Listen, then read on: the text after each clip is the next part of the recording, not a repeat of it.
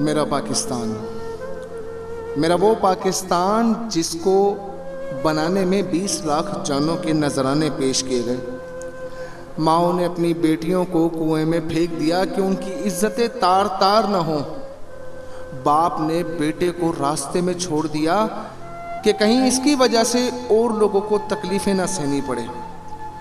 خون کے رشتے الگ ہو گئے، تب بنا یہ میرا پاکستان۔ لیکن اس پاکستان پہ مسلط وہ خبیث لوگ جو نہ پاکستان کی قدر کرتے ہیں اور نہ ہی پاکستان کا کبھی خیال رکھ سکے، بلکہ وہ پاکستان کو نوچتے رہے۔ میرے پاکستان میں نہ جانے آج ایسے کتنے واقعات ہیں جسے دیکھ کر انسان شرمسار ہو جائے۔ آج مسلمان ہر جگہ ذلیل و رسوا کیوں ہو رہا ہے اور کفار کامیاب کیوں ہیں؟ ہم پر عذاب نہیں آئے گا کیونکہ ہم نبی علیہ السلام کے امتی ہیں۔ اللہ نے اپنے محبوب سے وعدہ کیا عذاب نہیں آئے گا، لیکن یہ جتنی بھی پریشانیاں آج ہم فیس کر رہے ہیں یہ کس وجہ سے ہیں؟ یہ کفار تو فیس نہیں کر رہا، کفار تو دن بدن ترقی کر رہا ہے، وجہ صرف اور صرف ہمارے اعمال ہیں۔ افسوسناک واقعہ کہ بھاولپور پولیس ناکے پہ کھڑی تھی، ایک گاڑی کو روکنے کا اشارہ کیا گیا، گاڑی نہ رکنا پہ تعقب کر کے جب گاڑی روکی گئی تو گاڑی میں بھاولپور یونیورسٹی کا سیکیورٹی افسر اور طلبہ تھی۔ تلاشی لینے پہ سیکیورٹی افسر کے پاس سے آئس اور سیکس کی گولیاں برآمد ہوئیں۔ سیکیورٹی افسر اعجاز شاہ کے موبائل فون کی تلاشی لی گئی تو 5000 سے زائد طلبات کی ننگی تصویریں برآمد ہوئیں جن کو مختلف سیمسٹر میں پاس کرنے کے بدلے ان کا جسم مانگا گیا تھا۔ قوم کی بیٹیوں کے ساتھ تعلیمی اداروں میں اس طرح کی حرکات نہایت ہی افسوسناک ہیں، لیکن والدین بھی نشہ پی کر سوئے ہوئے ہیں جو اپنی بیٹی پر نظر نہیں رکھتے۔ 5000 لڑکیوں میں کسی کو بھی حیا نہ آئی جو چند نمبروں کے لیے اپنی عزتیں لٹاتی رہیں۔ بھاڑ میں جائیں ایسے نمبر، اس کنجر کے منہ پر 4 تھپڑ مارتی اور دنیا کے سامنے اس بےغیرت کو ننگا کرتی یا چپ چاپ گھر بیٹھ جاتی۔ خدا را اپنی بچیوں کو یونیورسٹیوں میں نہ بھیجو، کیونکہ ایسے بھیجنے سے نہ بھیجنا بہتر ہے۔ ان کو دینی تعلیم دو تاکہ ان میں حیا، غیرت اور بہادری پیدا ہو۔ یہاں لڑکے اور لڑکیاں اکٹھے پڑھتے ہوں وہاں یہ کچھ ہوتا ہی ہے۔ یہ ایک یونیورسٹی کا حال ہے، باقی میں بھی یہی کچھ ہوتا ہے۔ مسئلہ یہ ہے کہ ہم اتنے براڈ مائنڈ ہو چکے ہیں کہ کوئی ایجوکیشن تو مسئلہ ہی نہیں ہمارے لیے، اور اگر کوئی بات کر لے تو کہا جاتا کہ جی یہ تو نیرو مائنڈ ہے، اس کی تو سوچ ہی دقیانوس ہے۔ لیکن کوئی یہ نہیں سوچتا کہ آج ہم کس مقام پر کھڑے ہیں۔ ہم گھر سے اپنی بچی کو بھیج تو دیتے ہیں کہ ہم نے یہ سوچنے کی ضرورت محسوس کی کہ اس کے ساتھ کیا کچھ ہو رہا ہے؟ نہیں، کیونکہ ہم مصروف ہیں۔ ہاں لیکن ہماری آنکھیں بہت تیز ہیں۔ اگر کسی مدرسے کے اندر کوئی ایک کیس نکل جائے نا تو یہ کتی عورتیں جو باہر نکل کر میرا جسم میری مرضی جو اسلام کو آڑے ہاتھوں لیتی ہیں یہ بھونکنا شروع کر دیتی ہیں۔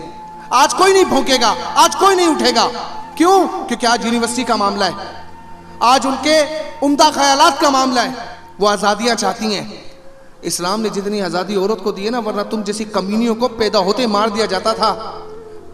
یہ اسلام ہی ہے جس نے زندگی دی، یہ اسلام ہی ہے جس نے روشنی دی، یہ اسلام ہی ہے جس نے تمہاری عزت اور وقار کا بتایا۔ لیکن یہ سمجھے گا کون؟ ہم اس مکھی کی طرح جو صرف گند پر بیٹھتی ہے، ہمیں صرف وہ گند نظر آتا ہے۔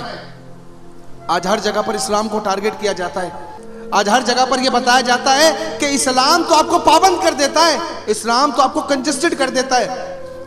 اسلام یہ جو آپ کی حفاظت کرتا ہے، اسلام یہ جو آپ کو رسوائی سے بچاتا ہے، اسلام یہ جو آپ کو بتاتا ہے کہ آپ کی قدر و وقت کیا ہے۔